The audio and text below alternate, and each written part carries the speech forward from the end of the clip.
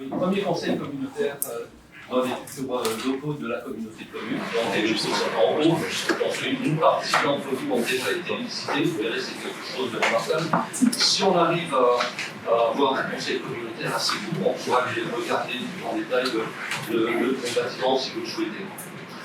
Voilà, donc on revient immédiatement avec Nancy, c'est pour ça qu'on s'est permis un peu de souplesse au niveau des horaires, puisque on a eu quand même 45 échanges avec Nancy Braun, qui est donc la directrice de Région 22, où les choses avancent bien. On ne peut pas les dévoiler parce qu'il y a un conseil d'administration qui a lieu le 4 juillet à Esch-Malzette, et donc les propos les échanges qu'on a eu avec Nancy sont très intéressants pour la communauté de communes, mais il est sûr qu'il faut qu'on attende le conseil d'administration afin que ce soit officialisé par le conseil. Voilà, si vous en êtes d'accord et si tout le monde a bien mangé, parce qu'on a eu un petit encart, Gilles, ça va, t'as eu terminé? Je suis le seul diabétique de la salle, c'est pour ça. Bon. C'est pour ça que je jeu. Si vous en êtes d'accord, peut-être une information. Vous avez vu que derrière, il y a l'équipe des DARC, qui nous a toujours accompagnés au niveau de la communauté de communes. Je suis un peu plus pour eux parce que c'est quand même une entreprise qui est sur le territoire et qui fait un travail remarquable. C'est eux qui avaient filmé sur le bio. Rappelez-vous, lorsqu'on a fait l'inauguration du bio, que ce soit cette année sur le site de Misulier, mais également tous les travaux qui avaient été faits auparavant. Donc, au niveau des communes, si vous avez besoin d'une équipe efficace et performante, rappelez-vous, il y a les DARC qui sont sur le territoire. Voilà, c'était un petit aparté. Maintenant, si vous en êtes d'accord, on va commencer par le conseil communautaire et l'appel. Je pense que le quorum est largement atteint.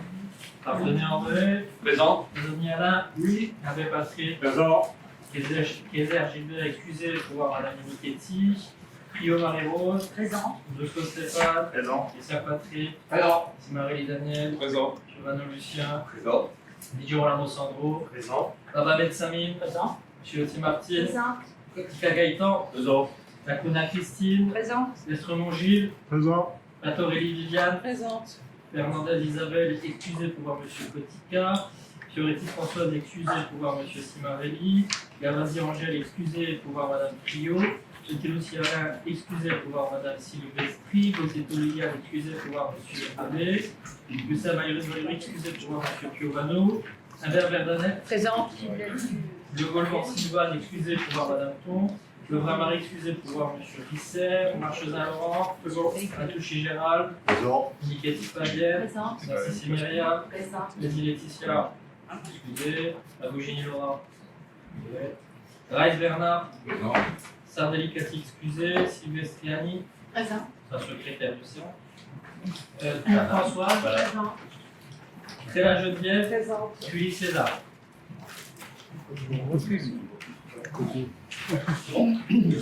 Et bien, si vous en êtes d'accord, on va ouvrir le conseil communautaire. Je vous propose de passer au point 1, approbation du compte rendu du conseil communautaire du 4 juin. Je passe à votre approbation. Y a-t-il des questions, des interventions? Je le soumets à votre approbation. Qui est contre? Qui s'abstient? Moi, je t'ai Une abstention qui n'était pas là. Ok.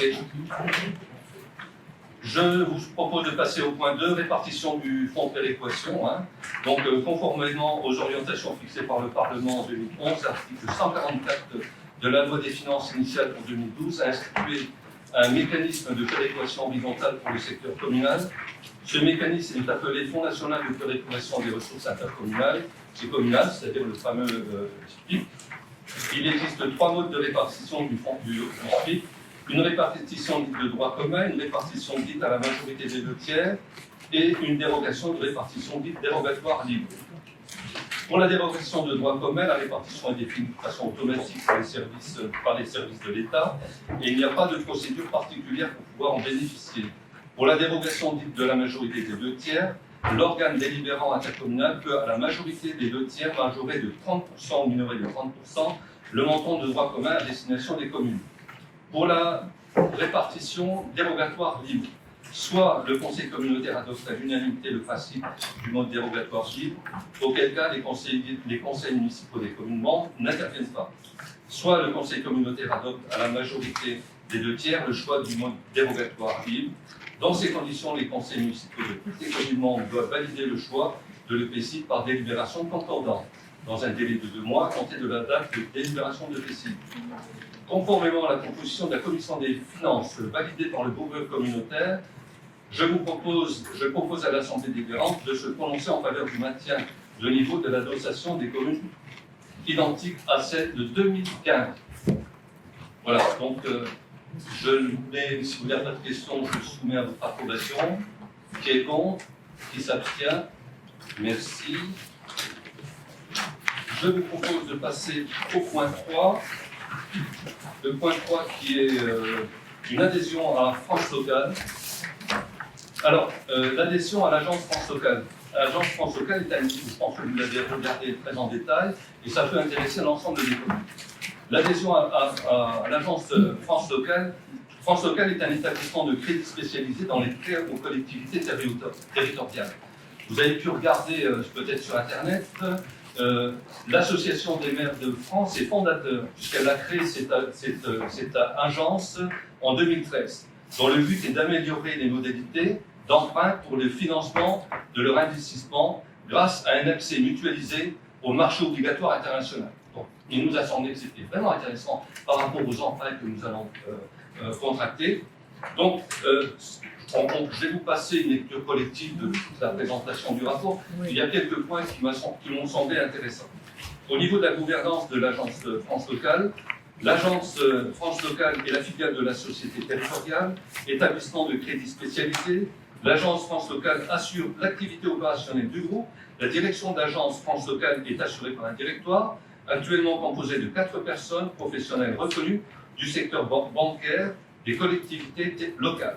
Le directeur agit sous le contrôle permanent du conseil de surveillance de l'agence de France Locale. C'était déjà pour vous rassurer. Deuxième point, moi ce qui m'a semblé important, c'est l'apport en capital initial. L'apport en capital initial, la CILI, est versé par toutes les collectivités devenant membres du groupe de l'agence. ACI correspond à la participation des collectivités au capital de la société territoriale, déterminée sur la base de son poids économique. Alors, vous avez pu voir qu'il y a 2 points. Il y en a un à 0,80 et un à 0,25. Les informations que j'ai recherchées et qui m'ont été confirmées par Julien, et c'est la proposition qu'on fait, c'est retenir le 0,25 des recettes réelles de fonctionnement sur l'exercice N-2. Alors, vous avez sur la page à l'arrière le coût pour la collectivité. Pour la collectivité, pour entrer dans ce capital et bénéficier de prêts qui sont très intéressants et d'un montant de 14 900 €. Ces 14 900 € sont répartis sur 5 ans. Vous pouvez constater, c'est 3 000 € par an et c'est une belle opération pour la communauté de communes puisque nous allons pouvoir bénéficier de taux intéressants. Si je me tourne vers Julien, il va me dire que c'est entre 1,50 et 1,70. 1,55. Voilà, c'est un bon taux par rapport au secteur bancaire. Donc, je pense qu'on va y aller, puisque cet emprunt, il est fait, il est maintenu pour couvrir les 2 millions d'emprunts qu'on vient de faire pour la fibre sur Omès, Rédange, Boulange et Autange. Donc, on va pouvoir le financer. Par rapport à cette agence France Locale, bien entendu, si vous avez regardé le projet de délibération, il faut désigner des représentants de la communauté de communes. Alors, bien entendu, je serai présent, puisque j'assume également les fonctions de vice-président en charge des finances. Et donc, il me faut un titulaire, si vous en êtes d'accord. Je regarde parmi vous quelle sera la personne qui sera volontaire pour être suppléant avec moi à cette agence France Locale. Un volontaire? Pas de volontaire? Gilles. Qui? Gilles? Je mange 2 fois, alors tu dois faire quelque chose. Ok, Gilles, c'est bon. Comme super. Voilà, donc je pense que je vous ai donné le plus important par rapport au projet de délibération, du rapport de présentation. Donc maintenant, je me tourne vers vous et je vous pose la question, à moins que vous ayez des questions particulières sur cette délibération. La Viviane de la Comcom. Attends, il y a Viviane qui a demandé, je te passe la parole après. Viviane? Oui, j'ai une question parce que là, pour l'apport en capital, en capital, donc il est fractionné, si j'ai bien compris, sur 5 ans. Ça, 5 ans. Et est-ce qu'on peut solliciter un emprunt immédiatement, même si l'apport en capital est fractionné? Oui, oui, bien sûr, puisque c'est l'objectif qui a été recherché. D'accord. Patrick? J'ai voulu savoir si les communes en bénéficiaient aussi. Seulement pour la com. Ah, bonne question. Ben, bonne réponse, que c'est nous qui sommes adhérents. Donc les communes peuvent adhérer à un peu. Peut-être l'avantage pour les élus, ça peut être très intéressant, parce que moi aussi j'ai découvert cette société qui est en fait une société créée par les collectivités territoriales pour les collectivités territoriales. Il y a 3 avantages et ça se rapproche un peu de la Caisse des dépôts. Premier avantage, c'est qu'on peut avoir des phases de mobilisation très longues. Jusqu'à, voilà, dans le cas de la fibre, on aura une phase de mobilisation. C'est-à-dire on commencera à rembourser l'emprunt le 30 juin 2021, si on fait l'emprunt là, de 2 ans. Deuxième avantage, c'est qu'on a des emprunts de longue durée, ce qui n'est pas forcément intéressant sur les banques, là on est sur 30 ans. Et troisième avantage, à la différence de la Caisse des dépôts, où les taux sont figés, je dirais, soit par rapport au niveau du livret d'épargne, soit au niveau de l'inflation, mais ça demande des mécanismes. Là, en fait, ils vont sur le marché et on peut avoir pour 30 ans un taux fixe à 55, ce qui est, entre parenthèses, alors c'est sûr que c'est une somme de 2 millions d'euros, mais à 55 sur 30 ans, c'est rien du tout. Donc c'est ça l'intérêt. Aujourd'hui, si vous voulez adhérer, en fait, il faut prendre des parts, c'est comme ça que ça marche. Vous pouvez payer sur 5 ans, sur 3 ans. Eux, ils vous accompagnent, c'est soit sur votre niveau d'endettement, soit sur votre dépense de recettes réelles de fonctionnement, en fait, soit les deux en même temps, tout dépend de votre niveau d'endettement, parce qu'en fait, de façon assez claire, s'il y a des territoires qui sont très peu endettés, ce ne serait pas normal par rapport à d'autres en termes d'équité qui bénéficient d'une rentrée au capital trop faible. Et ce qui est important aussi pour les communes qui ont différents budgets, là, par exemple, dans ce cas-là, on ne prend que le budget général.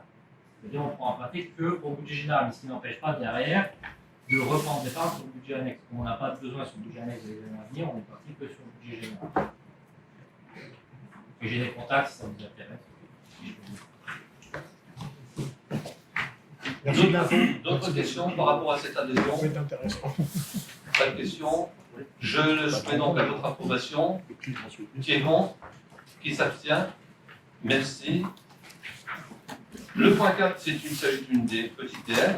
Donc, justement, pour finaliser l'adhésion à l'agence France locale, il est nécessaire de prendre du délibération pour modifier le budget. Il s'agit là d'un jeu d'écriture.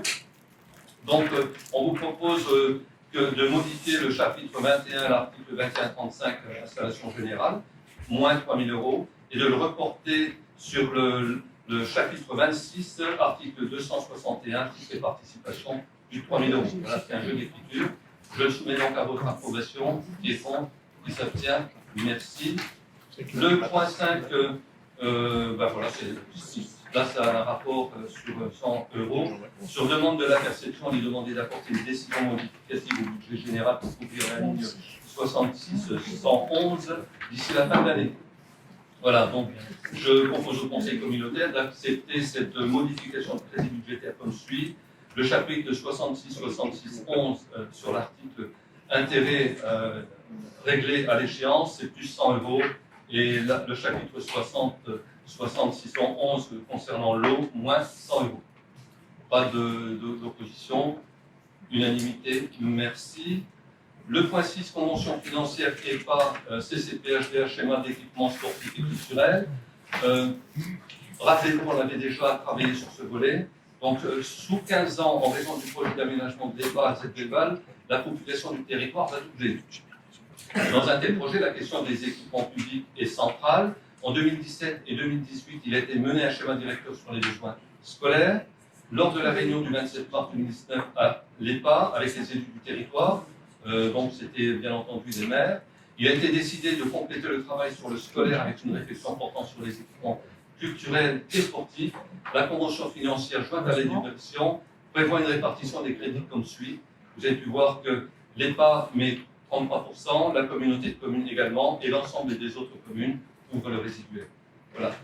Il y a des points, je pense que c'est intéressant pour le territoire. Pas de questions? Moi, j'ai juste une remarque à faire. Je pense pas que cette étude qui fait suite à l'étude qui a été faite sur la petite enfance, c'est une très bonne chose.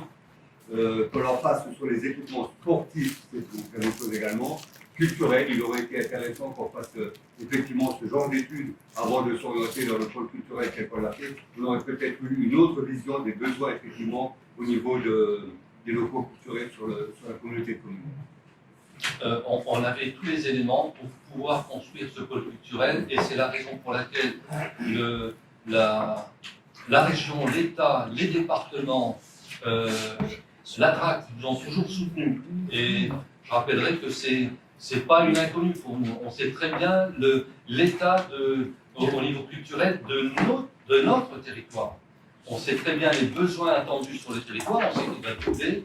Aujourd'hui, c'est une nécessité et je pense que ça apportera peut-être une véritable ouverture, une véritable raison de pouvoir confirmer la construction du pôle culturel. Donc, pour ma part, ça va tout à fait dans le sens, mais j'aurais souhaité que tu interviennes aussi lorsqu'il y a eu cette rencontre à l'EPA. Puisque là, il y avait les 2 sous-préfets et l'ensemble des maires. Je pense que, de mémoire, tout le monde l'a validé et il n'y a pas eu d'objection ni même d'interprétation. Alors, je voudrais juste dire qu'effectivement, cette étude-là mettra certainement en évidence le besoin de structures pour les écoles de musique. Bien sûr. Bien sûr. Qui ont été totalement négligées dans le cadre du projet. Pas du tout. Oui. Les écoles de musique ont été négligées. Je rappellerai Bien sûr, il n'y a aucun local pour elles. je pense que Aucun local pour les écoles de musique. je rappellerai qu'actuellement, c'est pas une compétence qui incombe à la communauté de communes, c'est une compétence qui est communale. Et nous accompagnons justement les communes parce que ça vient de la base. Les écoles de musique nous ont demandé de travailler sur une école intercommunale. C'est des choses qu'on fait. On a eu plusieurs réunions avec Patrick au niveau de Boulange et dans d'autres collectivités. Maintenant, on avance. On essaye de leur faire des propositions et on soutiendra pleinement l'école de musique. D'autant plus qu'on travaille maintenant sur un orchestre symphonique intercommunal, voire transfrontalier. Donc, cet orchestre symphonique sera à l'inauguration de ce pôle culturel qui est une véritable... c'est quand même le pôle culturel. Quand on parle d'attractivité, le pôle culturel sera l'emblème de la communauté de communes sur l'attractivité d'un territoire. Et ce territoire est plus large parce qu'il aura une attractivité sur l'ensemble du Nord-Lorrain. André, je participe à la commission donc, qui travaille sur le projet de compétences école de musique. Et il a bien été soulevé par des membres présents donc la nécessité d'avoir effectivement des bâtiments qui soient adaptés à une école de musique. C'est clair et net et c'est pour ça que je dis, dans le cadre d'un pôle culturel, on l'a complètement négligé, ça n'a pas été prévu. Oui. Je voudrais juste rappeler que les premières études sur le pôle culturel datent de 2013. En 2013, à ta portée n'existait même pas. Alors comment en 2013 on pouvait préjuger des besoins pour les écoles de musique? Mais justement par rapport à ça, on a évoqué à la création du pôle culturel qu'il y avait un besoin pour une école de musique, je l'ai dit. Mais n'existait pas les écoles de musique. Ici, parce qu'il y avait des écoles de musique à Audin. Donc, il y a Audin, il y avait lui aussi. Oui, c'était à Audin, c'est communal. C'est communal, mais on avait quand même suggéré le besoin, on avait quand même suggéré qu'il y avait un problème de la création d'une école de musique communautaire. Ça, on l'a suggéré, mais bien entendu, c'est pas moi, c'est pas effectivement la majorité de la porte. Oui, je vais passer la parole à Une question aussi, je vais la poser au président chargé de la culture. Oui. Est-ce que nous avons une compétence quelconque nous permettant d'agir sur les écoles de musique? Non, à l'heure actuelle, non. Bien, à partir du moment où nous n'avons pas la compétence, je voudrais bien savoir pourquoi nous devons construire une école de musique. Nous n'avons pas la compétence. Nous n'avons pas la compétence. Mais nous n'avons pas de compétence sur les écoles de musique. Nous n'avons pas dit que nous allions faire une étude avec le PA sur les structures susceptibles de recevoir une école de musique. Pourquoi faire des conventions là Avec le PA, pour faire une étude sur les besoins à venir. Pourquoi ça Pour l'instant, je dois dire que nous aurions dû intervenir dans ce domaine où nous n'avons pas la compétence. Bien, donc, à chaque fois que nous posons des problèmes de compétence, quelles qu'elles soient, nous nous faisons jeter. Je signale comme ça au hasard. Donc, tant que nous n'avons pas la compétence, nous n'avons pas à débattre de ça, puisque de toute façon, nous n'avons aucune possibilité d'intervention. Pourquoi vous le faites avec une convention? Là, c'est une convention. Ah, mais ça, c'est parce qu'on fait l'effort de pouvoir le faire, et c'est par une convention. La convention leur permettra éventuellement d'assurer le service qu'elles assurent jusqu'à présent. La convention ne lui en aucun cas qu'on leur construira des bâtiments. Tout ce qu'on est en train de voir, c'est ce qu'on peut mutualiser au niveau du territoire et d'existant. En ce sens-là, nous sommes facilitateurs. C'est tout. Nous n'avons pas la compétence. Facilitons. Nous n'avons pas la compétence. Facilitons. Ah oui, on n'est pas habitué à prendre la parole. J'ai 2 minutes, on va laisser la parole à Françoise. Moi, je voulais quand même avoir plus de précision par rapport à cette réflexion. On a quand même eu une étude avec la carte par rapport à nos équipements. Alors, est-ce que ça va être complémentaire? En fait, la GAP avait une vision plus large, bien plus large. Et lorsque Lucien est intervenu, c'est parce que l'agence avait mis en avant le territoire transfrontalier entre la partie luxembourgeoise et française. Ce n'était pas une demande de la communauté de communes. Là, c'est une demande bien plus précise qui provient de l'EPA, parce qu'il y a un résiduel. Et je pense que c'est une bonne chose d'avoir une connaissance de ce qui se passe sur le territoire. Et pour compléter, Une toute petite précision par rapport au travail qui a été conduit effectivement par l'agence d'urbanisme. L'agence d'urbanisme a fait un travail sur ces questions-là pour faire un état des lieux aujourd'hui. d'accord. Et là, à la différence du travail qui est proposé par l'EPA, c'est de se projeter également dans l'avenir en fonction des évolutions démographiques que va enregistrer le territoire. Mais c'est que, voilà, pour répondre à ces évolutions-là, à cette arrivée de population nouvelle, quels vont être les besoins à l'horizon, je sais pas, 2030 ou 2040. Bon, il y a quelqu'un qui avait demandé la parole. Je vais finir. Ah, je croyais que tu avais terminé. Non. Par contre, bon, ce qui me surprend un peu, c'est qu'aujourd'hui, on a quand même pas mal de projets qui sont en attente. Je pense à cette maison de santé. Donc, est-ce qu'il n'aurait pas été plus profitable parce que je pense que c'est un projet qui est prioritaire à mes yeux pour le territoire. Est-ce qu'il n'aurait pas mieux fallu approfondir le projet de cette maison de santé? Je ne sais pas. Parce que je pense que commencer tout et rien pouvoir à un moment donné finir, ça me...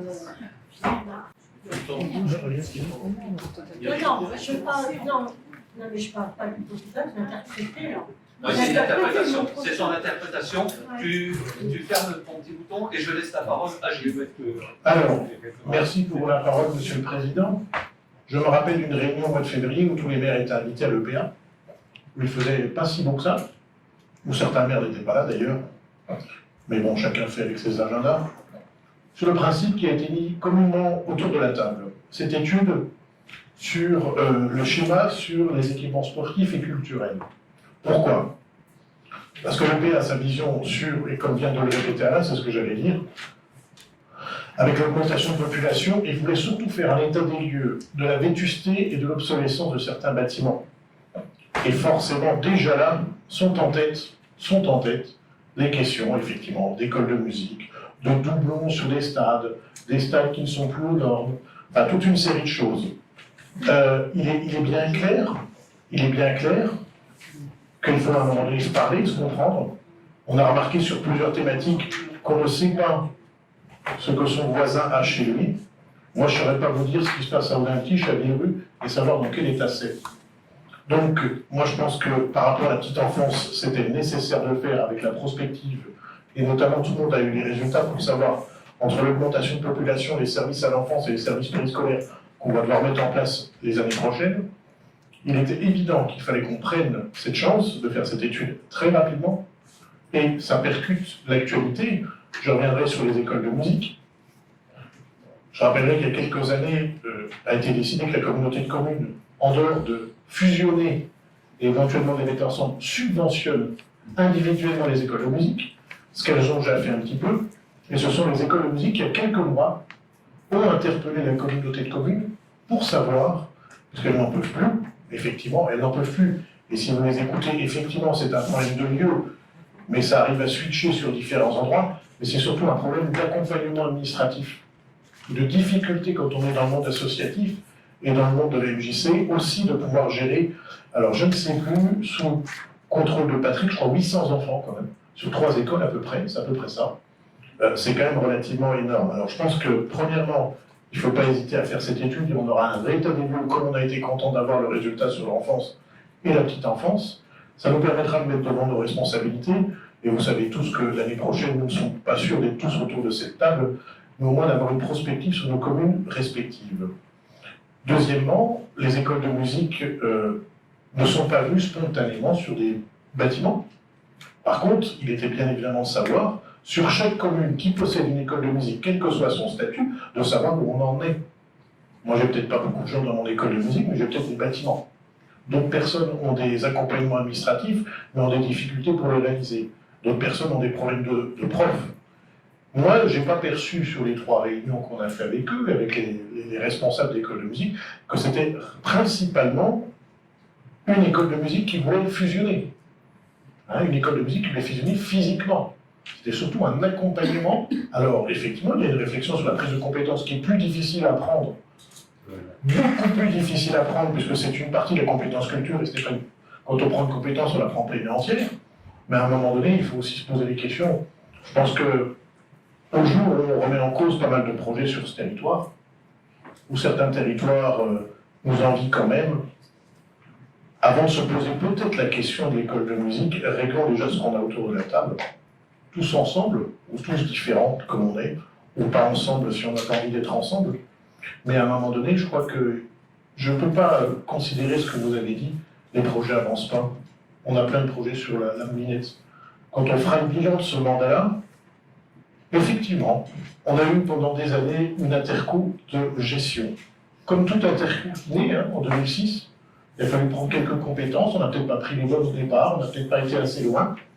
Mais en tout cas, sur ce dernier mandat de 2014, j'ai quand même l'impression qu'on n'est pas pauvre en bilan au niveau de l'intercommunalité. Même si c'est pas fini, même s'il y a des recours, même s'il y a de la justice, en tout cas, il y a des choses qui sont avancées, à différents niveaux, mais qui ont largement avancé. Alors, je ne reviendrai pas, que je laisserai la parole à Alain Cazot, qui voulait interpeller sur la maison de santé. À mon avis, pour avoir connaissance du dossier de la maison de santé, qui est beaucoup plus profond que où est-ce qu'on en est avec la maison de santé. Voilà. Alain, tu vas intervenir sur la maison de santé. Oui, non, mais pour faire simple, la question de santé sur le territoire, c'est très compliqué. C'est très compliqué. Le rapport se conjugue à la fois une problématique nationale, la faiblesse des professionnels de santé sur le territoire national, les médecins qu'on a du mal à trouver dans les urgences, dans l'ensemble des services, les spécialistes qui ont du mal également à arriver sur le territoire. Bon, il y a cette problématique-là qui est propre à la France et ici qui est amplifiée encore par la proximité du Luxembourg, qui attire également l'emplacement de l'arrivée de professionnels plutôt que ça peut-être sur le territoire à de l'autre côté. Donc c'est vraiment compliqué. Là-dessus, sur le territoire, la communauté de communes avait sollicité il y a déjà quelques temps l'ARS pour un diagnostic. Le diagnostic a été rendu, il a été présenté il y a quelques temps déjà par l'Agence régionale de santé qui a fait un bilan à la fois de la situation sur la partie française de la CCPHEA, mais également sur la partie luxembourgeoise, pour faire un état de lieu. Et effectivement, le constat a été fait d'une insuffisance de professionnels de santé sur nos territoires dès aujourd'hui, en lien avec la prévalence d'un certain nombre de pathologies, puis en lien également avec un niveau de vieillissement de la population qui interpelle tout le monde. Là-dessus, la question qui est, à partir de ça, la question qui est posée, c'est comment faire pour attirer des professionnels sur le territoire et quelle structure mettre en place pour faire en sorte qu'ils puissent après pratiquer leur profession dans de bonnes conditions. Alors, sur le premier volet, avec Annie et avec André, par exemple, on a écrit à l'Agence régionale de santé, au directeur régional, pour lui faire une proposition qui d'une part, qui s'inscrit dans la mise en œuvre d'une convention qui a été signée récemment par le Parlement, une convention signée entre la France et le Grand-Duché du Luxembourg, pour mettre en place sur les territoires frontaliers une coopération sanitaire entre la France et le Grand-Duché. Donc sur la base de cette convention qui est... Alors je ne sais pas où est-ce qu'ils en sont au côté luxembourgeois, s'il a déjà été examiné par la Chambre des députés, mais au niveau national, le Parlement français l'a adopté. Et sur la base de cette convention, il est dit que voilà, on peut construire sur le territoire des expérimentations avec le pays voisin, en l'occurrence le Grand-Duché du Luxembourg. Donc sur la base de ce qui était contenu dans le projet qu'avec Annie et André, on a lu attentivement, on a proposé au directeur de l'ARS de mettre en place ici sur le territoire de la CCPHA une expérimentation permettant aux médecins luxembourgeois et en particulier aux spécialistes luxembourgeois de venir faire des consultations sur le territoire de la CCPHA et en étant rémunérés sur la base de la tarification qui est pratiquée actuellement au côté luxembourgeois. Et alors, ça pose effectivement un certain nombre de questions. Pour les frontaliers, il n'y a pas de souci, dans la mesure où ils sont couverts par la Caisse nationale de santé du Grand-Duché de Luxembourg. Et pour les non-frontaliers, eh bien, eux continueraient à payer le tarif actuel pour les médecins généralistes, 25 €, et un accord entre la Caisse nationale de santé et la CPAM pourrait permettre aux médecins luxembourgeois de compléter les 24 ou les 20 ou 24 € qui manquent pour leur permettre de recevoir une rémunération à hauteur de ce qui existe côté Luxembourg. Donc voilà, cette expérimentation, en tout cas les directeurs de l'ARS, les services de l'ARS ne l'ont pas repoussé. Bon, il faut y travailler. Ça a été reconfirmé dans le cadre y compris de la commission de santé qui a été mise en place à l'échelle du pôle métropolitain frontalier, donc ce qui est déjà un premier pas. Après, s'agissant des maisons de santé, alors il y a un projet de maison de santé à Blanche qui avance progressivement, on va dire. A-t-il réfléchi également sur un projet de maison de santé à l'échelle de la communauté de communes? Sur une unité un peu centrale, on avance, on avait commencé à y travailler, et maintenant les choses se posent de façon différente, dans la mesure où, sur le projet de Retail Park que le PA porte sur le site d'Erichville, il est prévu d'avoir une maison de santé. Donc on a rencontré, c'était quand la semaine dernière? Cette semaine. La semaine dernière, on a rencontré le groupe Duval, qui porte l'aménagement de ce Retail Park, de ce projet-là sur Micheville, et on doit se voir très rapidement avec le groupe Duval pour avancer sur un projet, parce qu'eux portent la construction d'une maison de santé, les murs, mais maintenant la question fondamentale qui est posée, c'est pourquoi faire et qu'est-ce qu'on va mettre dedans, avec qui. Donc il est convenu avec le groupe Duval de se revoir très rapidement pour voir comment on allait d'une part sensibiliser les professions médicales actuelles présentes sur le territoire de la CCPHA, travailler avec elles, et puis si besoin, dégager les moyens nécessaires pour essayer de faire venir sur notre territoire d'autres médecins qui pourraient être intéressés si demain la proposition qu'on a faite à l'ARS trouvait un aboutissement, à savoir cette rémunération à hauteur de ce qui existe au Grand-Duché, qui pourrait renforcer l'attractivité du territoire pour les professions médicales. Voilà, on en est là sur la question de... Alors voilà, personne ne se désintéresse de ce projet-là. La communauté de communes y travaille, et avec, je le répète, cet élément supplémentaire, ces deux éléments supplémentaires qui vont favoriser, je pense, une concrétisation, on essayera de faire en sorte que ce soit plus rapproché possible, à savoir la mise en œuvre des dispositions contenues dans la convention entre la France et le Grand-Duché, et puis le projet porté par le groupe Duval qui va faciliter la construction des murs. Moi, je pourrais rajouter quand même quelque chose que j'avais déjà soulevé concernant le dernier conseil communautaire. effectivement, ce Boulange, on met en place une maison pluridisciplinaire. Il y a quand même un accompagnement du local à faire de la communauté de communes pour faire aboutir, avoir les chances de faire aboutir au maximum la multiplication de ces lieux-là. Et je pense qu'il serait quand même nécessaire. Nous, on a la chance, effectivement, on a la chance d'avoir un médecin qui est très volontaire et de pouvoir le créer. Et ça pose d'autres problèmes d'accompagnement financier en matière de financier. Et je pense qu'il serait intéressant qu'on ait une réflexion aussi, des initiatives locales, et que je ne parle pas que de Boulange parce que c'est le cas, mais de tout le monde, qu'on puisse imaginer un accompagnement de ce domaine-là. C'est ce que je voulais dire. Deux mots simplement sur la maison de santé pour informer. Le projet a été déposé le 23 mai, je n'ai pas eu un refus. J'ai eu simplement une petite mise à jour à faire. Je suis au courant. Ils sont validés en octobre. Simplement, c'est que des lois qui sont d'un à l'autre, l'engagement des médecins avant c'était sur un engagement écrit.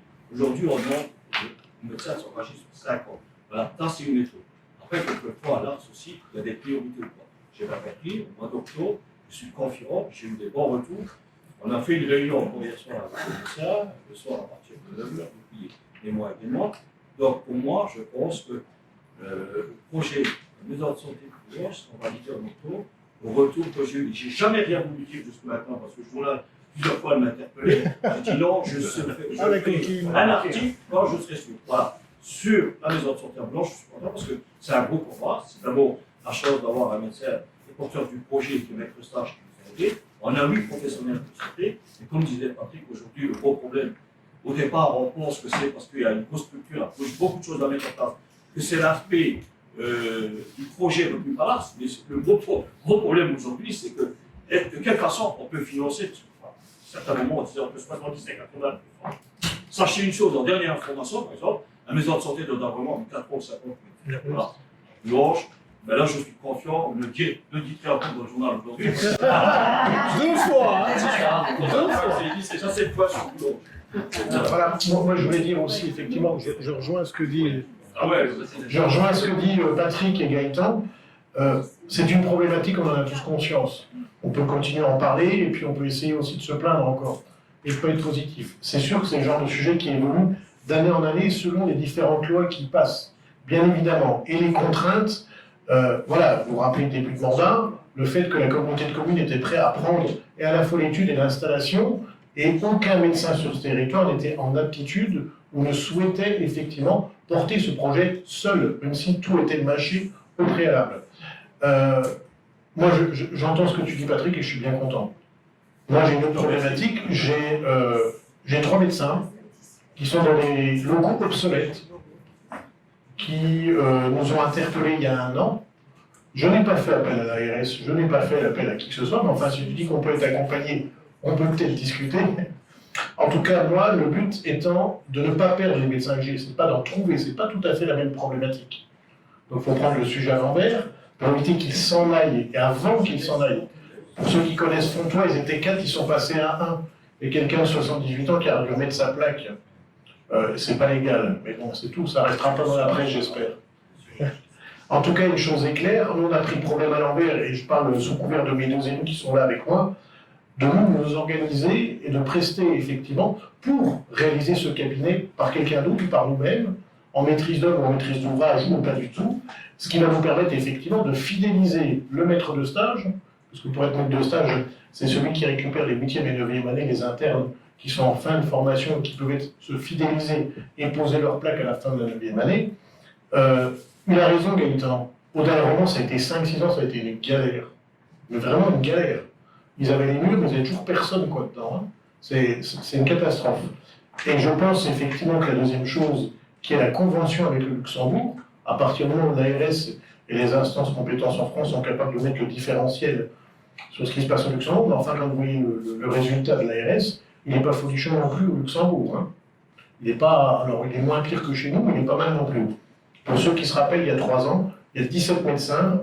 Dans les 10 années qui viennent, il n'y en aura plus que 7.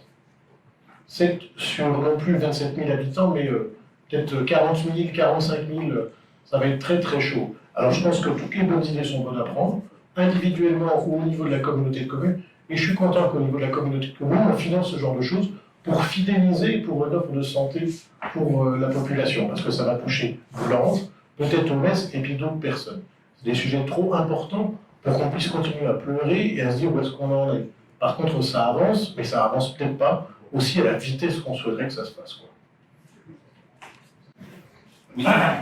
Pour compléter l'information, sachez qu'après la présentation du groupe Duval, qui a eu lieu la semaine dernière, donc Alain en a parlé, le groupe Duval, c'était donc 8000 m² de surface commerciale. On a décidé de faire une présentation lors d'une commission développement économique et commission santé pour présenter avec le groupe Duval l'opération du site de Michoud. Donc elle aura lieu, on va dire à la rentrée septembre, on va pouvoir l'organiser. D'autre part, par rapport à la commission santé, vous savez qu'il y a le pôle métropolitain qui a été créé, et avec Pierre Cuny, nous faisons de la co-animation sur la santé, mais sur un territoire beaucoup plus vaste, parce qu'on parle de la communauté de communes, mais tous les territoires sont concernés par rapport à ce manque de médecins. Que ce soit sur le Thionvillois ou sur le secteur de Longwy, tout le monde est concerné, et c'est la raison pour laquelle, dans le cadre du co-développement, donc de la lettre de mission du Premier ministre auprès du préfet de Grand Est et lors de la réunion qui a eu lieu le 4 avril à Thionville, au Beffroi, il a été proposé de travailler au travers le pôle métropolitain sur ce volet santé. Voilà, c'était pour l'information. Concernant cette convention financière, moi je vous propose, et je te propose François, de regarder l'article 1. Dans l'article 1, tout est dit. Au regard des opérations d'aménagement engagées à venir sur bateau, il convient de mieux en appréhender les conséquences sociales, techniques et financières sur l'offre sportive et culturelle du territoire. Et je regarde, le présent document a pour objet de définir les modalités de collaboration, notamment financière entre la communauté de communes, les communes d'Audin-Tiche, enfin l'ensemble des communes de l'Inter et l'EPA. Donc il y a une véritable stratégie qu'on est en train de mettre en place au travers le PSO de l'EPA, l'ambition du temps, le projet de territoire de la communauté de communes, et c'est ensemble que l'on peut avancer, que ce soit sur le sportif, le culturel, mais également sur la santé. Je pense qu'on est tous conscients que c'est ensemble qu'on pourra faire avancer les choses. Voilà, donc s'il n'y a plus d'autres interventions, Juste on a une fait... petite précision par rapport à ça. On est d'accord sur les deux. Ah bon, moi j'ai metté des doutes. Non. Ah ouais. Non, vous écoutez qu'à moitié. Vous écoutez qu'à moitié. Vous écoutez qu'à moitié et puis vous agacez à chaque fois qu'on parle. Mais simplement, c'était le phasage. C'est tout le phasage. Moi, je suis quand même surpris qu'on n'ait pas fait avant. On fait d'abord un diagnostic et après on lance le projet. Là, on a quand même lancé des projets et après on fait le diagnostic. C'est tout. Bon, là, tu relances le débat. Moi, je propose de mettre alors de mettre ce point.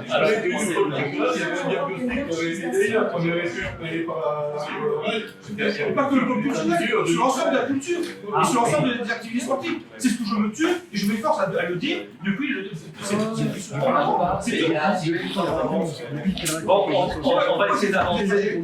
On va essayer d'avancer. De toute façon, chacun restera sur sa position. L'essentiel, c'est que cette étude puisse se faire. Je vous mets à votre approbation. Qui est contre, qui s'abstient, unanimité. Merci. Et je passe la parole à Stéphane pour le point 7. Subvention ou pas. Attends.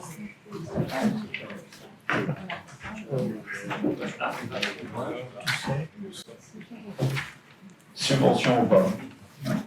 Information et rappel aussi, la CPHVA a décidé d'amender les aides de l'ANA. Jusqu'alors, ces dossiers ne faisaient pas l'objet d'une délibération nominative. La convention signée avec l'ANA faisait foi en termes de pièces justificatives, en plus de celles énoncées ci-dessus, envoyées par l'ANA à la CPHVA.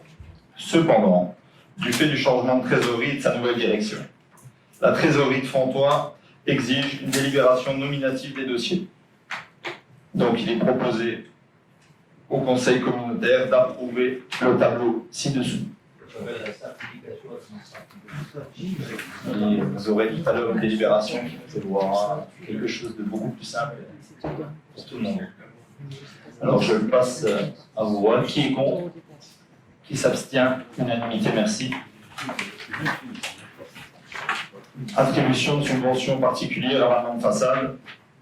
Ça c'est inconnu, c'est quelque chose qui passe très bien, c'est des actions dans l'habitat qui touchent la population. Donc il est proposé au conseil communautaire d'approuver le tableau ci-dessous. Je le passe à vos voix. Qui est contre? Qui s'abstient? Merci, unanimité. Alors voilà, délégation de compétences au président sur les subventions habitat.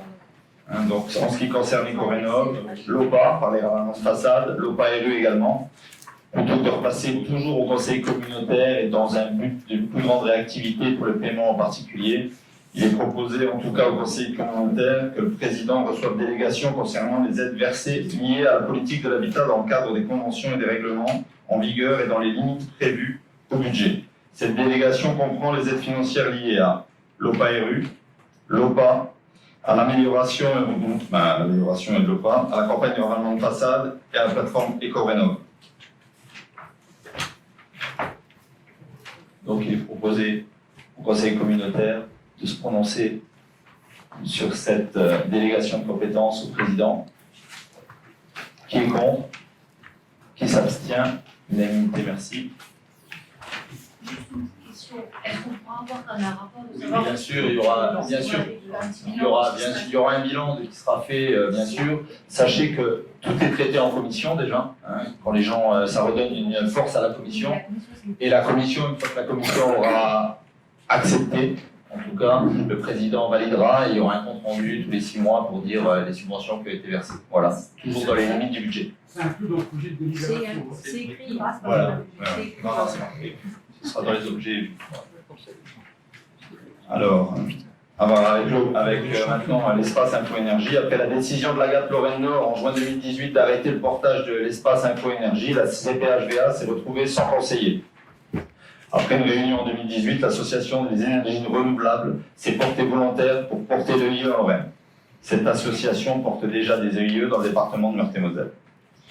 Donc, comme évoqué lors de la commission Habitat du 6 juin dernier, les intercommunalités qui adhéraient jusqu'alors à l'EIE porté par l'AGA ont été réunies en mai dernier.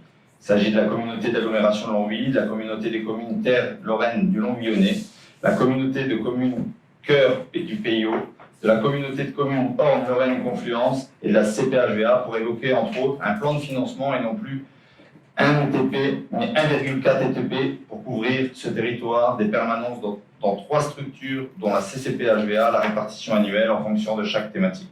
Cet engagement sera ensuite formalisé courant du 2e semestre 2019 sur la base d'une convention bipartite CCPHVA-LER définissant notamment les modalités d'une intervention financière. Le conseil communautaire sera à nouveau sollicité après la rédaction de cette convention. Il est demandé au conseil communautaire d'approuver le principe de poursuivre son engagement à adhérer à un espace info-énergie qui sera porté par une nouvelle structure, les énergies renouvelables, qui sollicitera en ce sens des financements européens pour le fonctionnement de ce service. Des questions?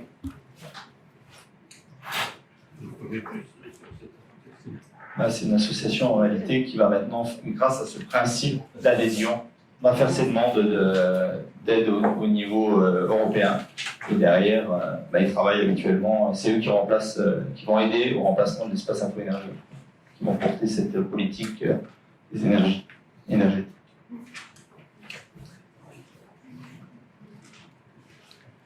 Qui s'abstient? Qui est contre? Unanimité, merci. Attribution de subventions Ecorénov, un classique encore. Donc, il est demandé au conseil communautaire de se présenter,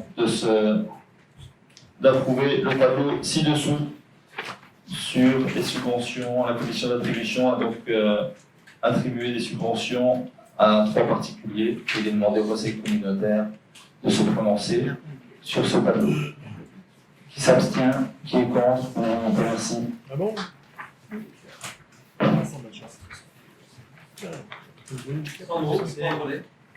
Alors, le point 12, donc, il s'agit de l'adoption donc, des règlements de la collecte des déchets et de la déchetterie.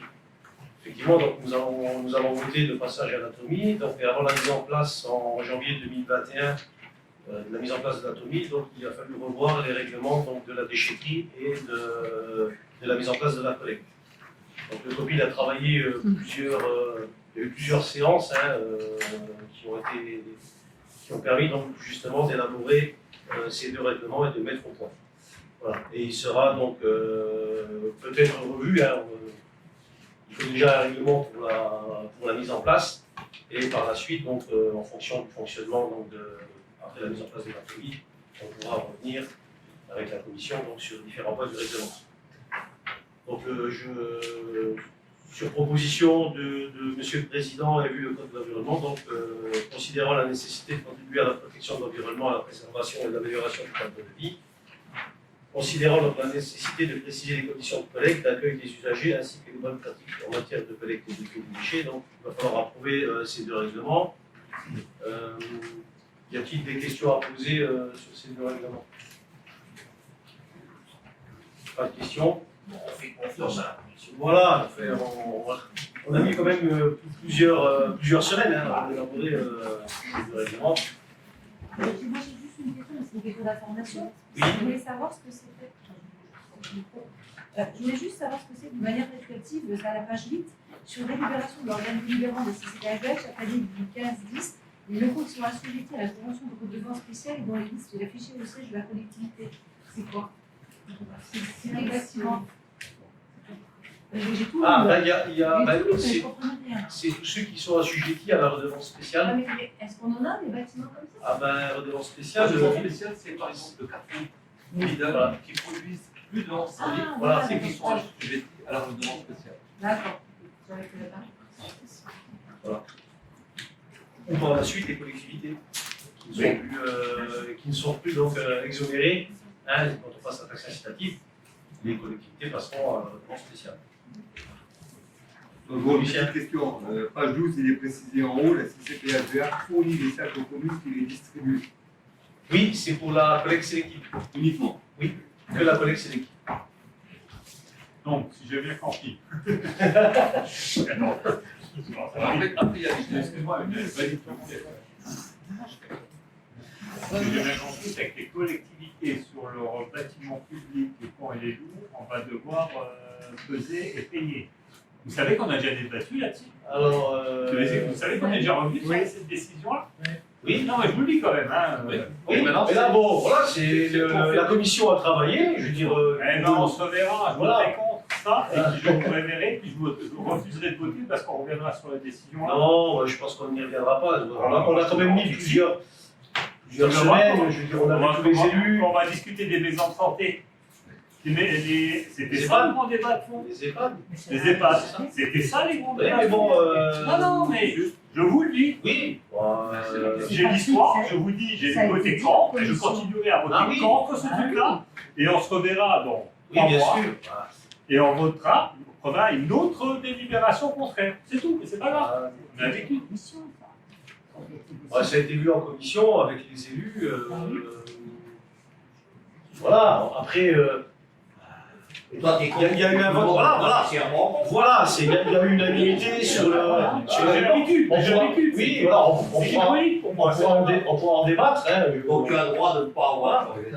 Oui, ben, c'est clair que je ne changerai pas de fait remarquer, mais voilà. Pour le moment, on va adopter un règlement pour pouvoir justement mettre en place, et on pourra, suite aux commissions, je t'invite aux commissions, puis on en discutera. Oui, non, c'est sûr, je vais passer avec les commissions. T'avais bien une question, Oui, moi j'ai. Non, bah c'est. On en est où avec le déploiement des bacs? On a pratiquement, pas terminé, mais. Parce qu'il y avait eu des soucis avec la société. Oui, donc les services. Je remercie les services, parce que les services ont repris, l'activité que la société, donc tout ce qui n'avait pas été fait. Et, le déploiement est pratiquement terminé. Bon, il y a encore du travail parce qu'il y a des rues qui n'avaient pas été faites complètement et tout, mais on avance. On espère mettre en place l'année à blanc à partir de janvier 2020. Voilà, on espère. C'est un objectif. Voilà, c'est un objectif. Tout ça pour mettre en place à partir de 2021.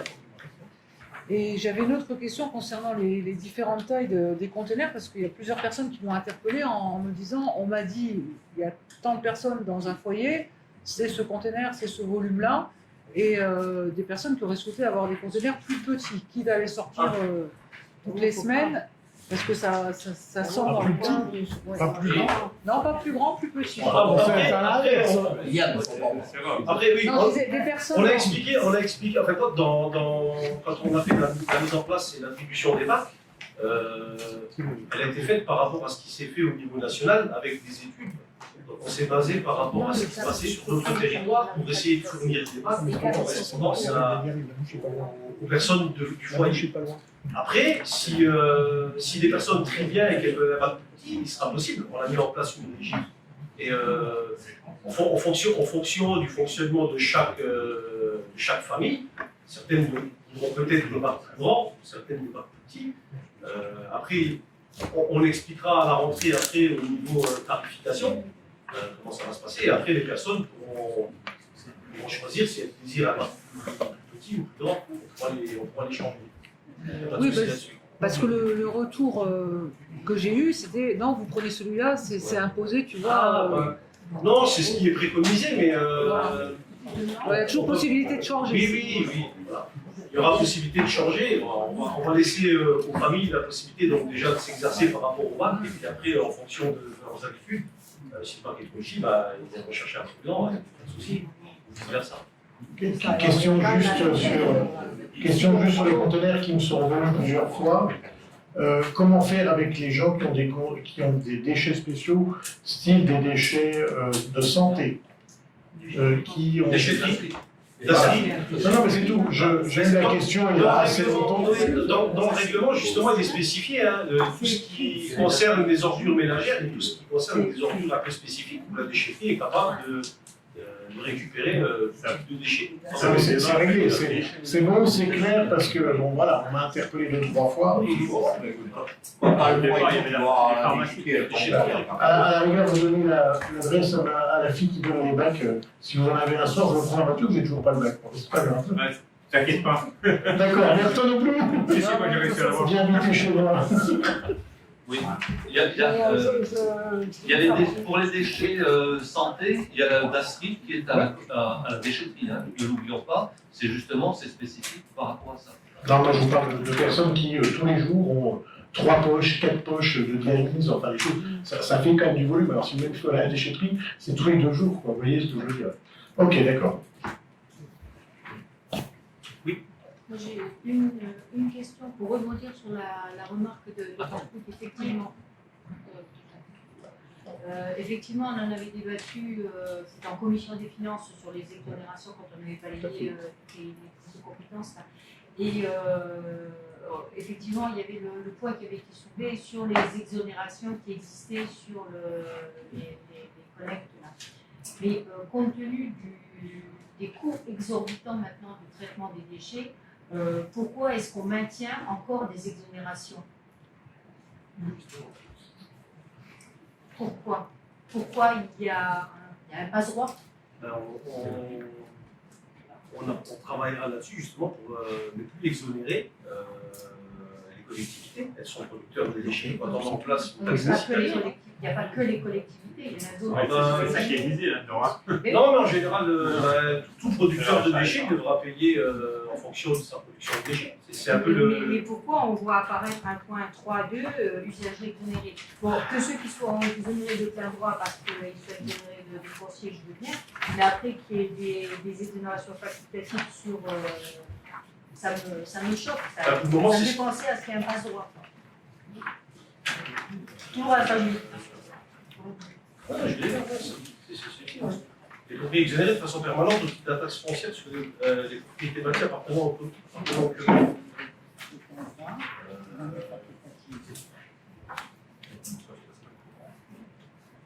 Ça, on en avait débattu en commission. Après, c'était un point qu'on avait remis, parce que ça a été débattu. Certaines personnes voulaient que ce soit retiré.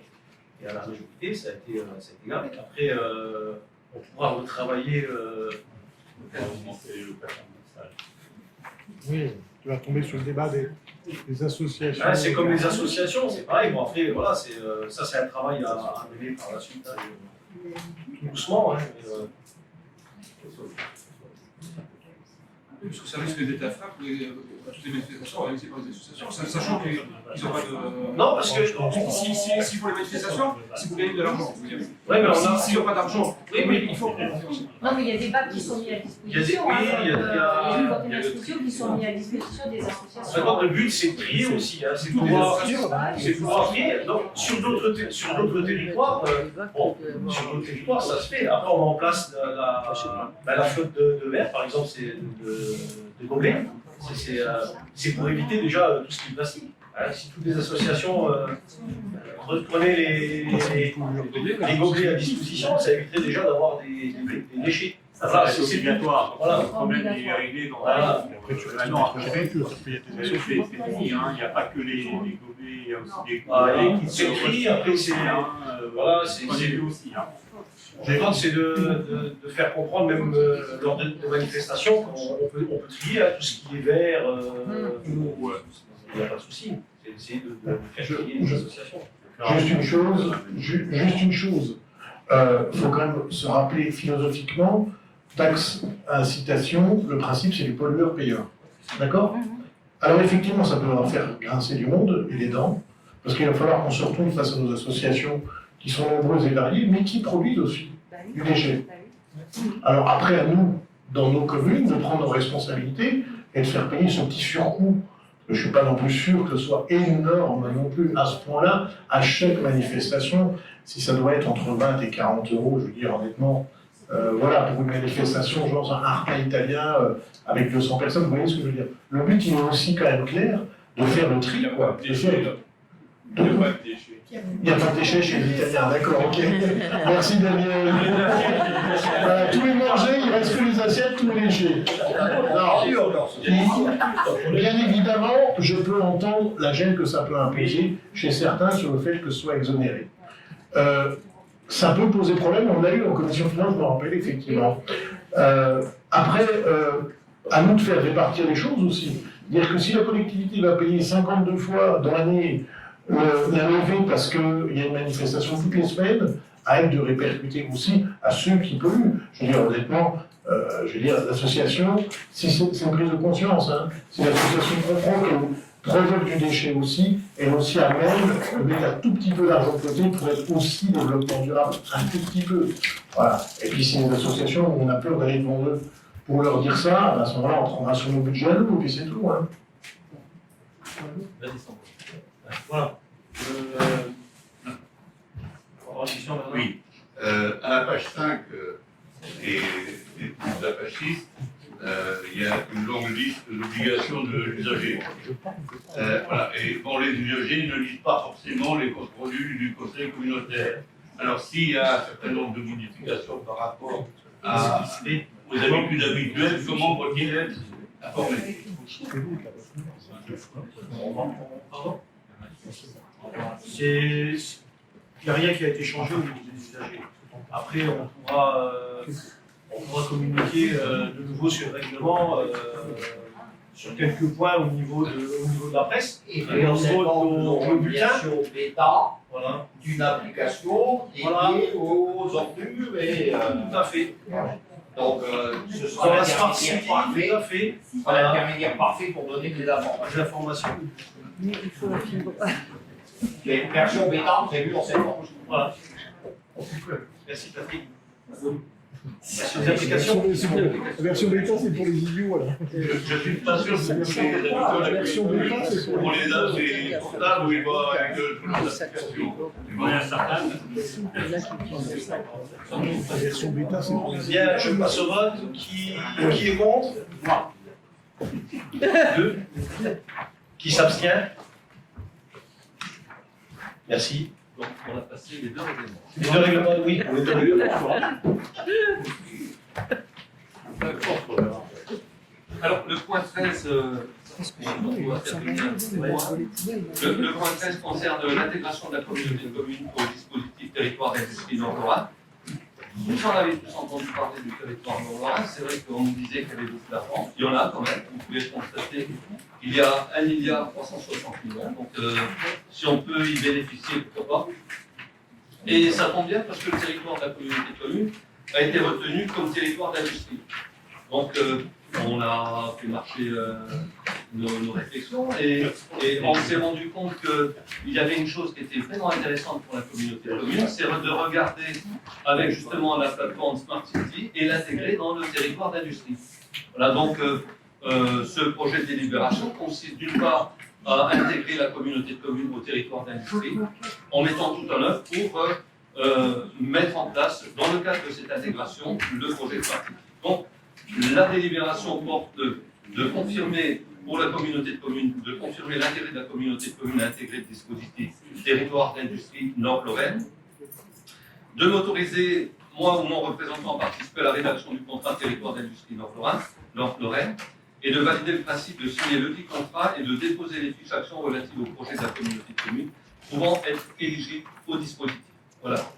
On peut préciser qu'on sera accompagné par le commissariat général de l'égalité C'est des territoires dans la suite du dossier.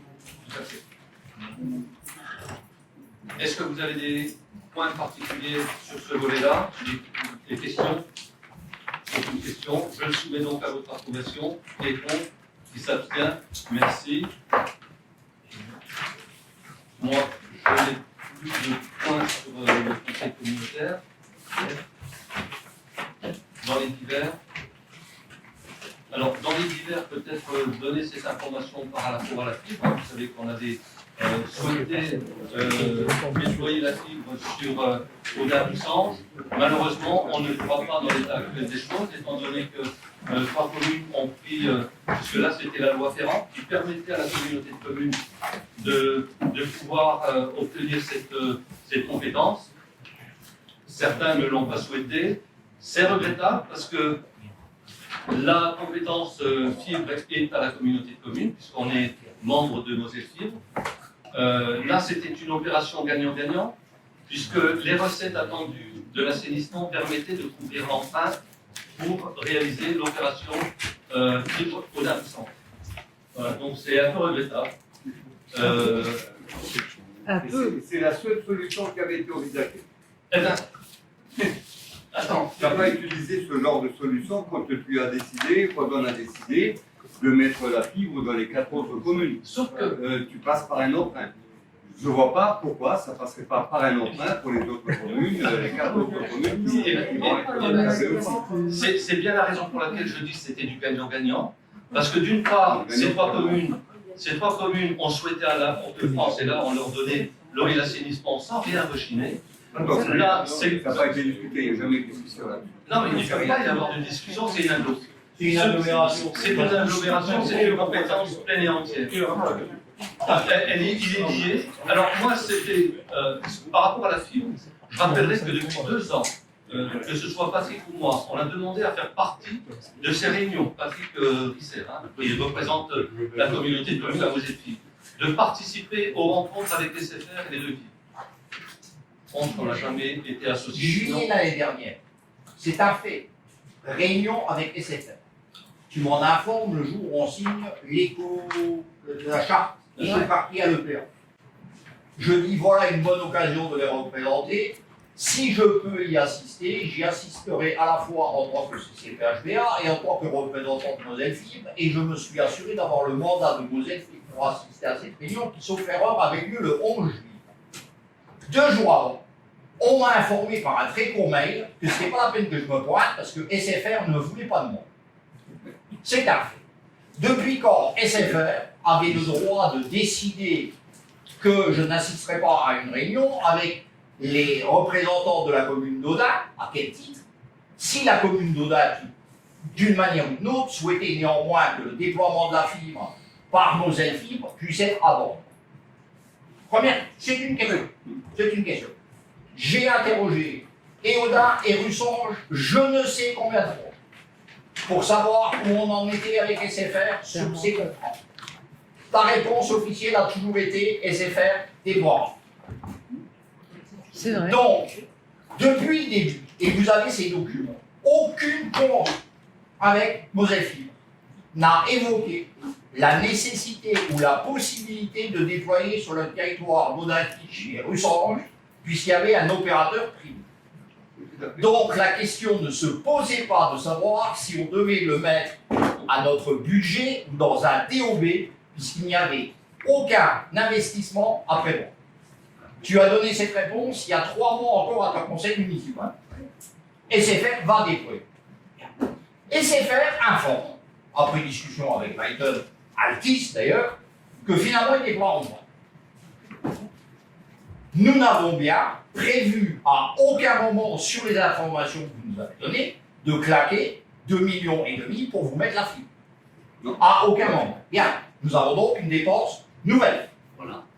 Et nous vous proposons de mettre une recette nouvelle, qui est transférons la compétence eau et assainissement, dotation générale au budget général de la Comcom, 170 000 €, parfait, on peut payer.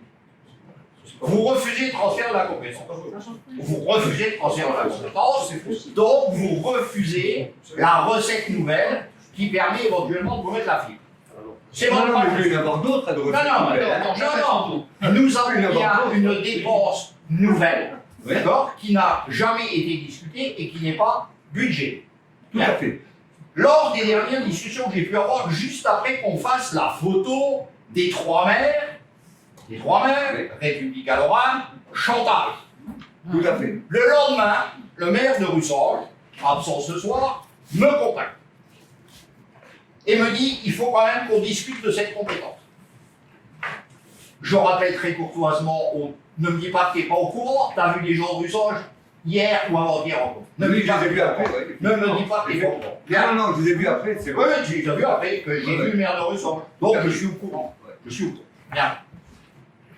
Le maire de Russange, qui pourtant avait apporté, avec Stéphane Brusco, l'ensemble du dossier compétences eau et assainissement, me demande à moi des explications complémentaires.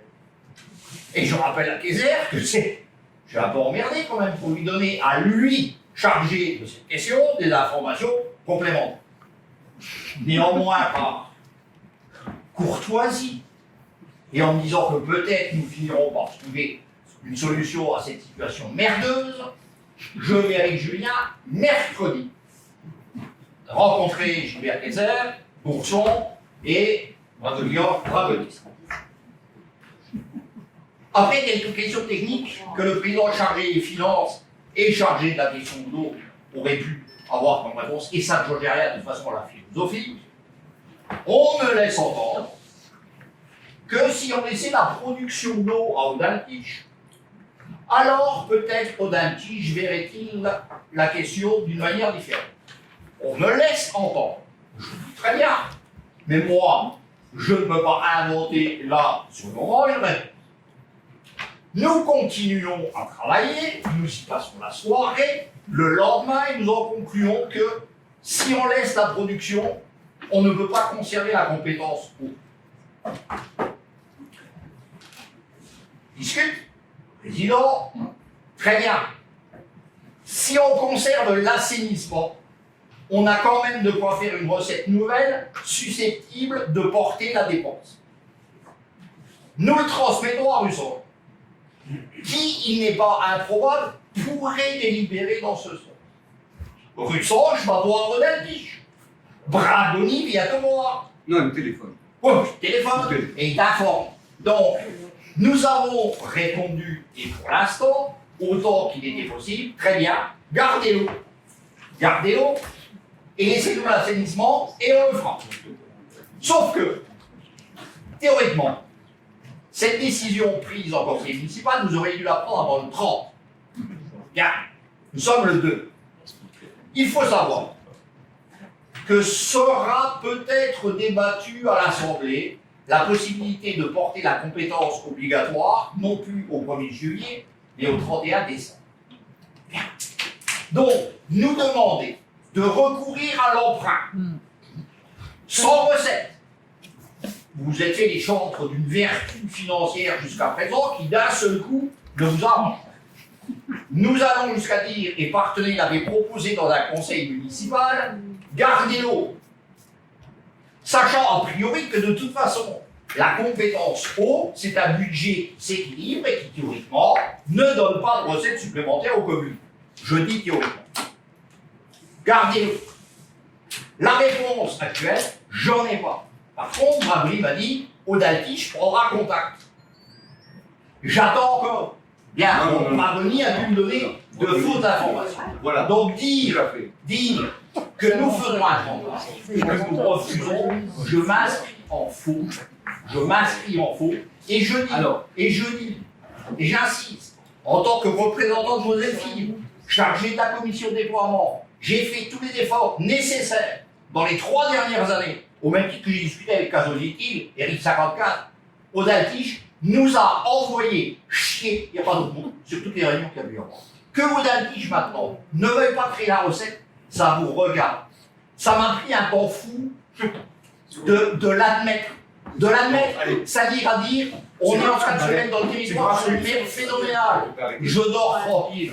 Tu n'auras pas le truc délit. Je te le répondre. D'abord, la commune d'Audaltige ne t'a jamais envoyé chier, mais je t'emmerde quand même, tu vois. Je t'emmerde quand même. Que ce soit bien clair, que ce soit bien clair. Que ce soit bien clair. Voilà. Donc ça c'est dit, et c'est dit au public. Maintenant, je vais te dire une chose. Bragoni, il ne parlera jamais au nom de la communauté d'Audaltige et au nom du maire. Jamais. Si Bragoni a dit quoi que ce soit, c'est jamais la commune d'Audaltige qui a parlé. Donc, tu as eu une information effectivement. Et je t'ai dit l'année dernière, SFR annule la réunion si tu viens, donc il est hors de question que tu viennes, ils ne veulent pas que tu participes à la réunion. Ça s'appelle un chantage d'une société privée, non? Mais la société privée a le droit de demander à rencontrer qui elle veut, mon cher ami. C'est pas monsieur Richard qui va dire à la société privée, je viens et je décide de venir. Pas monsieur Richard. Monsieur, n'est pas encore à ce niveau-là. Voilà. Alors moi, je veux quand même. Je parle fort comme toi. Je parle fort. Donc, je te le dis, je te le répète. SFR, effectivement, n'a pas voulu de toi. Et je te l'ai dit, ils ne veulent pas de toi. Par contre, ils souhaitent toujours me rencontrer avec un représentant du champ, ça a été M. Bradley. C'est tout. On n'a plus jamais. On va déployer. Et ils nous ont dit, on va déployer le semestre, deuxième semestre 2019. Il n'y a jamais eu, et j'ai pourtant essayé de le réclamer, ils n'ont jamais répondu, de lettre de confirmation adressée ni à moi, ni à la communauté commune, ni à personne.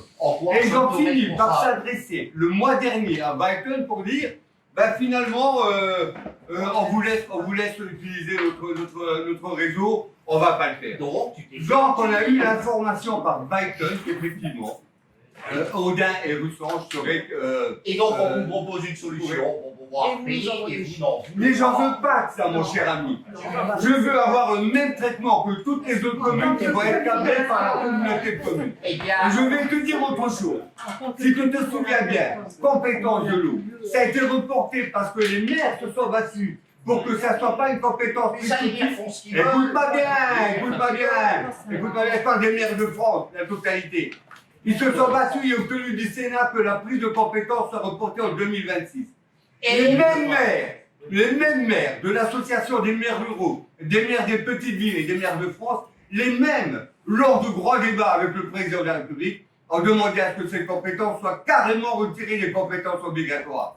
Et y compris tout récemment, ils demandent même que les communautés, les sceptiques, puissent redonner aux communes les compétences eau et assainissement.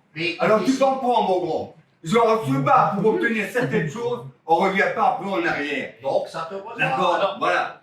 Et le problème, c'est que je suis encore à la commune d'Audaltige, c'est encore de la communauté commune, CCPHVA, et elle aura le même traitement, et elle doit avoir le même traitement que toutes les autres communes. C'est tout. Je veux dire une chose. C'est tout. On peut, non, je tiens à éclaircir un autre. Non, je tiens. Si nous devions dire, très bien, nous allons réfléchir éventuellement à payer pour Audaltige et Russange, alors qu'on avait trouvé une solution qui ne coûtait rien aux habitants. Nous sommes bien d'accord. Alors se mettra au débat une possibilité de discuter d'une convention avec Moselfire en septembre, dans laquelle nous nous engagerons à payer en ayant recours à l'emprunt et donc nécessairement à augmenter les impôts pour 2 communes dans un mandat qui n'existe pas encore. Ou à diminuer les dépenses. Ou à diminuer les dépenses. Tout ça dans le cadre d'un budget avec les élections en 2020. D'accord? Bien. Donc, la seule solution que vous nous proposez là, ce serait qu'on augmente les impôts pour payer, alors qu'on a proposé une solution qui ne coûtait rien aux habitants. Eh bien, je vais te dire, moi, à titre personnel, si en 2020, je suis encore là, je voterai contre.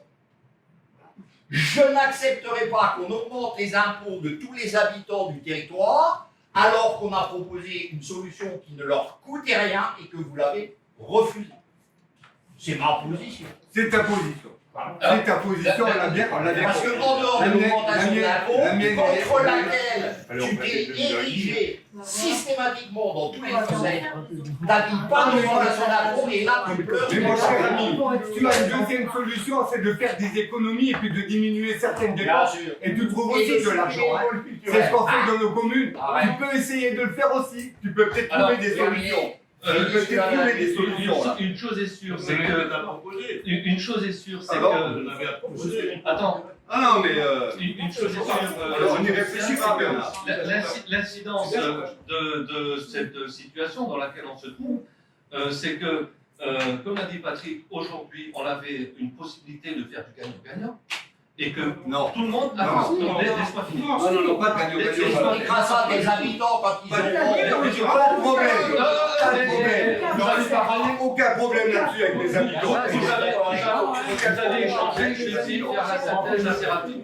Là, aujourd'hui, on est confronté à une situation, c'est que dans le cadre du budget 2019, on n'a pas les moyens, puisqu'il n'a pas été budgétisé. Donc,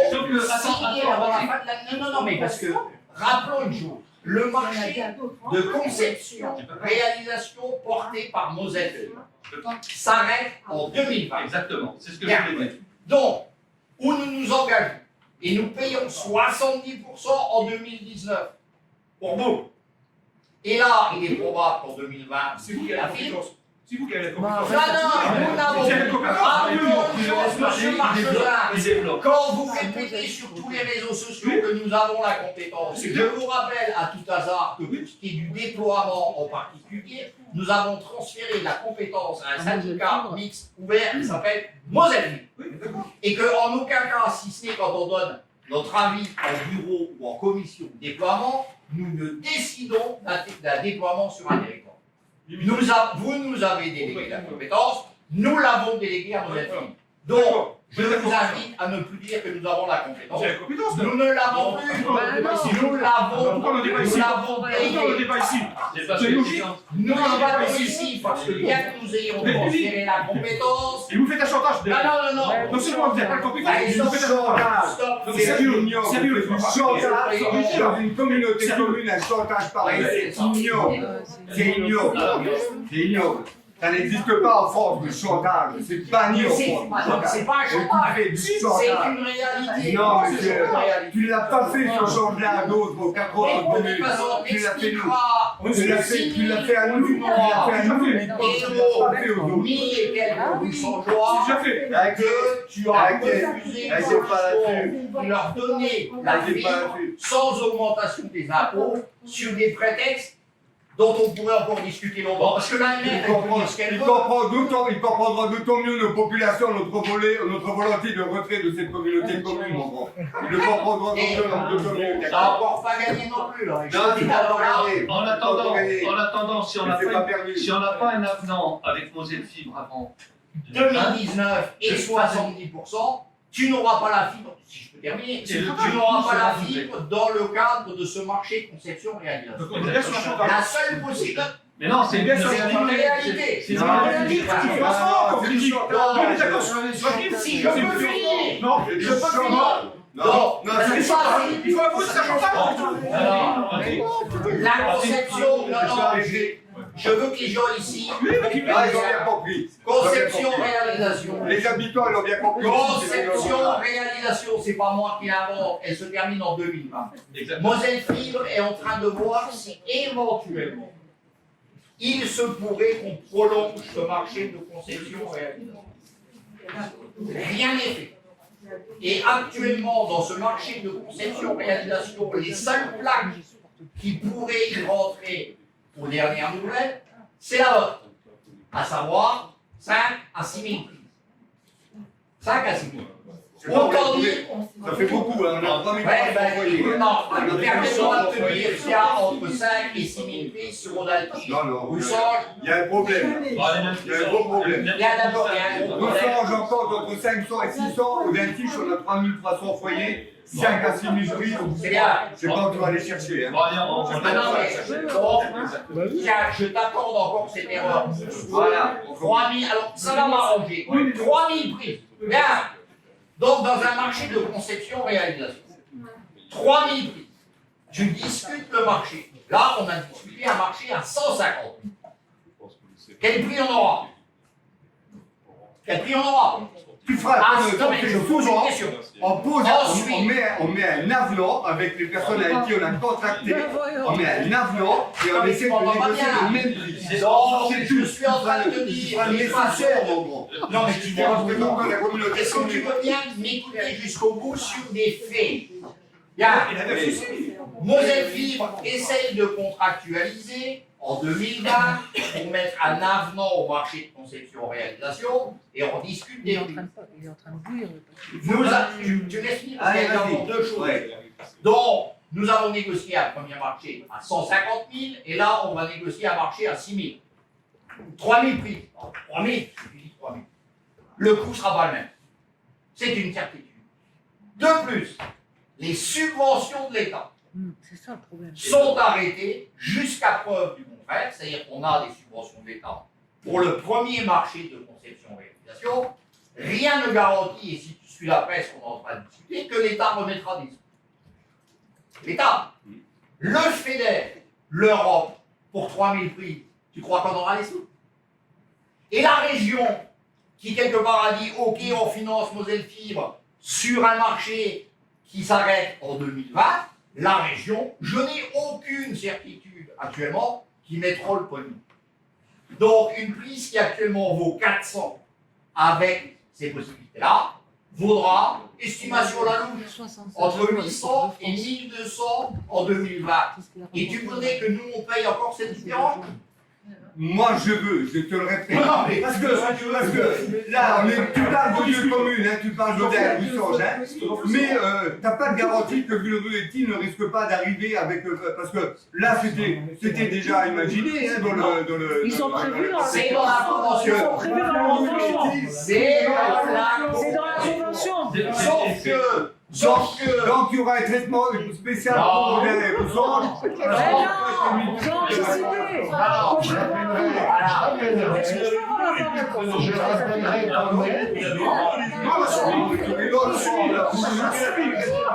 n'a pas demandé à rester avec se faire pour les bonnes fois. On n'a pas demandé à rester. On se calme un peu. On va essayer peut-être de calmer. Une dernière intervention de Viviane. Alors moi j'aimerais. On garde le silence. Moi j'aimerais intervenir parce que je suis également de l'Altiche et je partage absolument pas la position des élus de la majorité. On n'est pas surpris du tout. Non, tu me laisses parler, moi je t'ai pas interrompu. Allez, vas-y. Voilà, donc 2026, la compétence transfert au assainissement sera effective. Nous, en 2026, à Audin, on n'aura toujours pas la fibre. Pas vrai du tout, je viens d'expliquer. Tu ne me coupes pas la parole, s'il te plaît, je ne te l'ai pas coupé. T'es un peu jeune, ma fille, pour me donner des conseils. Et bien, tu as la parole, vas-y. Tu vas devenir vulgaire. Alors, tout ce que je voudrais dire par rapport à ça, c'est donc en 2026 le transfert sera effectif. Donc effectivement, Audin voulait partir avec Port-de-France. La compétence eau et assainissement aurait été transférée de facto. Là, ça ne posait aucun problème. Alors je ne vois pas pourquoi aujourd'hui ça pose un problème pour la transférer à la communauté de communes. Ça c'est la première chose. La deuxième chose.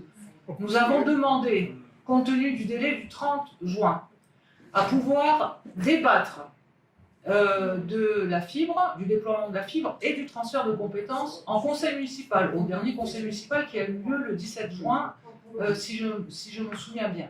Le maire a refusé le débat.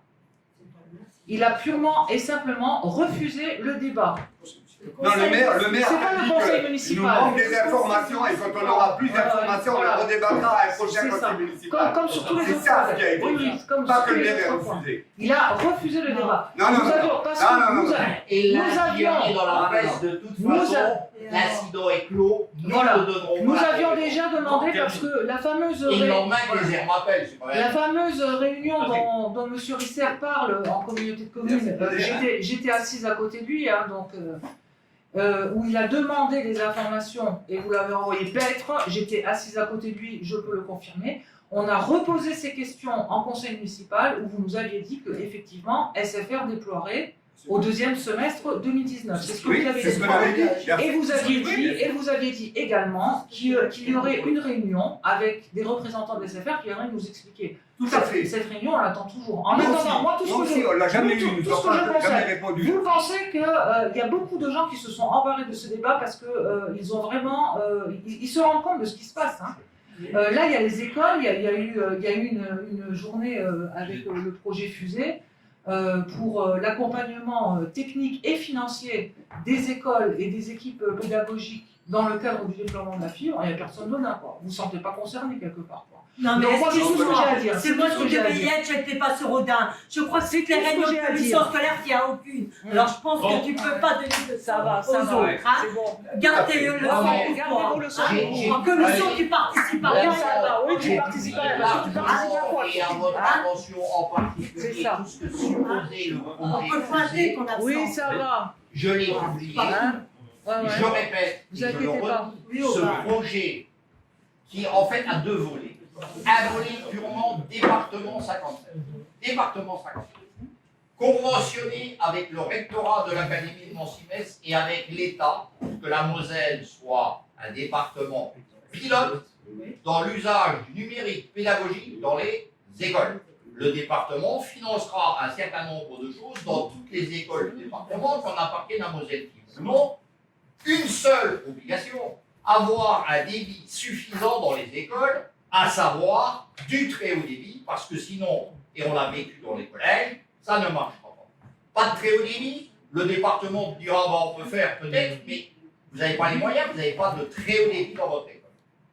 Ça, c'est la première chose. La deuxième chose, les adhérents à Moselle Fibre, et là on est à Moselle Fibre, devraient pouvoir bénéficier, et là dans le cadre des usages financés par Moselle Fibre, d'un accompagnement technique et matériel dans le déploiement dans les écoles, parce que c'est pas le tout d'amener la fibre. On a lu le projet, Bien.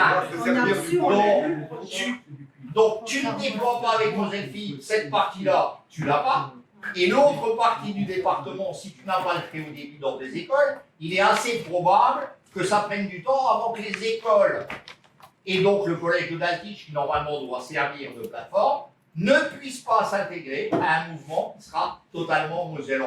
Maintenant, Il a fait à la communauté de communes, il fait un traitement spécial à deux communes. Faites attention, à deux communes. Assumez un traitement spécial à deux communes. La communauté de communes. Enfin, il faut être particulièrement sage pour avoir un propos pareil. Allez, C'est comme pour les accueils du jardin. c'est une menaçant. C'est une menaçant. C'est ou pas? Sur ces bons mots, messieurs, dames, sur ces bons mots, je vous souhaite de bonnes vacances, avec de bonnes intentions. Et puis je vous rappelle, pour ceux qui ne le savaient pas, que tout le monde était filmé. Ce fut sympathique. Moi, ce que je voudrais dire, c'est que les compétences, ça rapporte de l'argent.